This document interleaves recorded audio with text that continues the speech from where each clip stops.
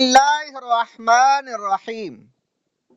حضرت ابراہیم علیہ السلام اور نمرود کا مناظرہ۔ اللہ کی ربوبیت میں کفار و مشرکین کو بھی کوئی شک و شبہ نہیں تھا، اور اس پر عموماً کفار و مشرکین بھی ایمان رکھتے تھے۔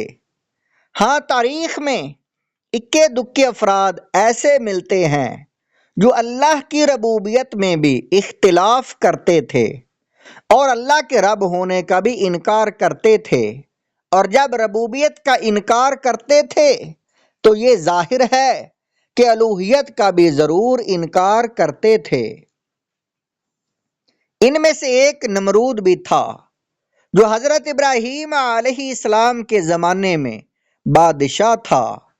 قرآن سے معلوم ہوتا ہے وہ اللہ کی ربوبیت و الوہیت کا منکر تھا اور خود کو خدا قرار دیتا تھا۔ قرآن پاک میں ہے، الم تر الی الذی حاج ابراہیم فی ربہ ان آتاہ اللہ الملک اذ قال ابراہیم ربی الذی یحیی و یمیت قال انا احیی و امیت قال ابراہیم فإن اللہ یأتی بالشمس من المشرق فأتی بها من المغرب فبہت الذی کفر واللہ لا یہدی القوم الظالمین۔ یہ آیت سورۃ بقرہ آیت نمبر 258۔ کیا آپ نے اس کو نہیں دیکھا جس نے حضرت ابراہیم علیہ السلام کے ساتھ ان کے رب کے بارے میں مباحثہ کیا تھا، جبکہ اللہ نے اس کو بادشاہت دی؟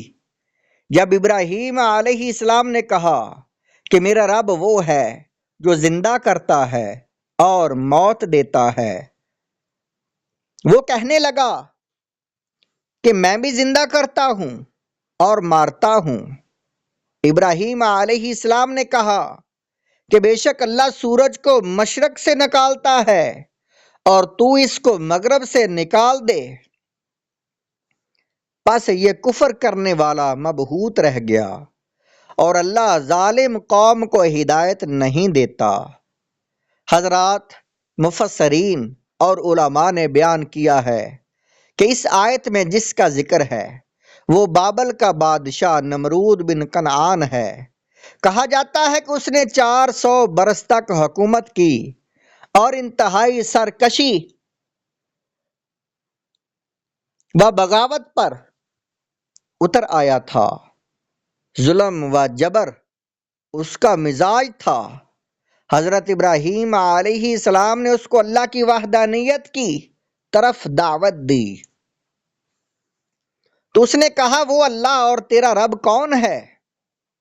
حضرت خلیل علیہ السلام نے کہا کہ میرا رب وہ ہے جو موت و حیات کا مالک ہے، جس کو چاہتا ہے زندگی دیتا ہے اور جسے چاہتا ہے موت دیتا ہے۔ یہ مختلف چیزوں میں موت و حیات کے مناظر اسی اللہ وحدہ لا شریک لہو کی قدرت و طاقت کی کرشمہ سازی ہے، اور اس کا وہی یکتا و تنہا مالک ہے۔ یہ دلیل سن کر اپنے لوگوں کو بے وقوف بنانے اور عوام الناس کی آنکھوں میں دھول جھونکنے کے لیے اس نے کہا یہ کام میں بھی کرتا ہوں، لہذا میں بھی خدا ہوں۔ حضرت سدی و قتادہ وغیرہ مفسرین نے کہا ہے کہ اس نے اس موقع پر 2 آدمی جن پر کسی مقدمہ کی وجہ سے قتل کا حکم صادر ہو گیا تھا، ان میں سے نمرود نے ایک کو قتل کر دینے کا حکم دے دیا اور ایک کو چھوڑ دیا اور کہا کہ دیکھو یہ موت و حیات میرا کام ہے۔ حضرت ابراہیم علیہ السلام آپ نے اس کی غباوت کا اندازہ کر کے اس دلیل سے اعراض کر کے دوسری اس سے بھی زیادہ عام فہم اور واضح دلیل اللہ کی ربوبیت پر دی۔ آپ نے کہا کہ اللہ تو وہ ہے جو روزانہ مشرق کی جانب سے سورج نکالتا ہے اور مغرب میں ڈبو دیتا ہے۔ اگر تیرا دعویٰ ہے کہ تو خدا ہے تو ذرا سورج کو مشرق کے بجائے مغرب سے نکال کر بتا دے۔ یہ سن کر وہ مبہوت رہ گیا اور اس کا کوئی جواب دے نہ سکا۔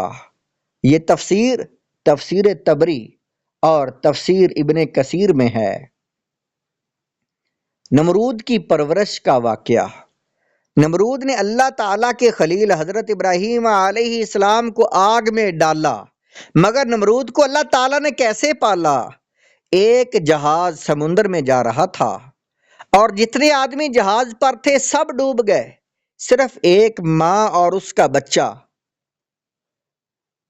یہ دونوں بچ گئے جو ایک تختہ پر بہہ رہے تھے۔ اس کے بعد حضرت اسرائیل علیہ السلام کو حکم ہوا کہ جاؤ اس بچے کی ماں کی روح بھی قبض کر لو۔ اب بچہ تختہ پر اکیلا بہا چلا جا رہا تھا۔ پھر ہواؤں کو حکم ہوا کہ سمندر کے ایک کنارے پر جنگل ہے، اس کو وہاں ڈال دو۔ وہ تختہ بہہ کر اسی جنگل کی طرف گیا اور جنگل کے کنارے لگ گیا۔ جنگل میں اللہ تعالیٰ نے ایک شیرنی کو حکم دیا اور وہ اس بچہ کو اٹھا کر لے گئی اور دودھ پلانے لگی اور دودھ پلا کر اسے خوب بڑا کر دیا۔ اس کے بعد جنوں کے بادشاہ نے آداب شاہی سکھائے۔ ایک دن اللہ تعالیٰ نے حضرت اسرائیل علیہ السلام سے پوچھا کہ اے اسرائیل، تم کو کسی کی روح قبض کرنے میں بھی کوئی تکلیف ہوئی کبھی؟ تو حضرت اسرائیل علیہ السلام نے عرض کیا کہ ہاں اے اللہ، ایک ماں اور بچہ جو سمندر میں ایک تختہ پر بہے جا رہے تھے اور آپ نے ماں کی روح کو قبض کرنے کا حکم دیا تو میرا کلیجہ منہ کو آ گیا کہ اس بچہ کا کیا ہوگا، مگر آپ کے حکم کے سامنے کس کی مجال ہے جو لب ہلا سکے؟ اللہ تعالیٰ نے ارشاد فرمایا کہ وہی بچہ بڑا ہو کر میرا سرکش اور نافرمان ہوا اور خدائی دعویٰ کیا اور میرے خلیل کو آگ میں ڈالا۔ یہ شخص نمرود تھا۔ جس ظالم کو ماں باپ نے پالا ہو اور بواسطہ اسباب جس کی پرورش ہوئی ہو، اس کے لیے تو اسباب حجاب ہو سکتے ہیں، مگر اس ظالم کو تو ہم نے براہ راست پالا۔ اسباب کا بھی کوئی پردہ نہیں تھا، ماں باپ کے بغیر پالا اور سو ناز سے پالا۔ ہم نے سمندر کی موجوں کو حکم دیا کہ اس کو ایسے جنگل میں لے جا کر ڈالو جہاں ریحان و سوسن کی خوشبودار پھول ہوں، میوہ دار درخت ہوں اور میٹھے پانی کے چشمے ہوں۔ برگے گل و نسترن سے ہم نے اس کا بستر بنایا۔ خوش آواز پرندوں کو حکم دیا کہ اپنی سریلی آوازوں سے اس کا دل بہلائیں۔ سورج کو حکم دیا کہ اس بچے پر اپنی تیز شعاعیں نہ ڈالے۔ ہواؤں کو حکم دیا کہ اس پر آہستہ چلیں۔ شیرنی کو حکم دیا کہ اس کو دودھ پلائے۔ جنوں سے آداب شاہی سکھائے اور اس کو میں نے بادشاہی بھی عطا کی۔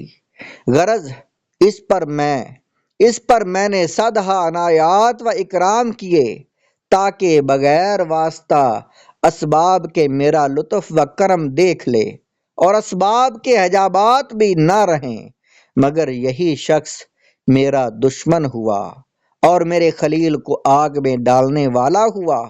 پس اگر کسی شامت عمل سے اللہ تعالیٰ عقل پر عذاب نازل کر دے تو پھر خیر نہیں، سب کچھ جان بوجھ کر آدمی ہلاکت میں پڑ جائے، اللہ تعالیٰ پناہ میں رکھے۔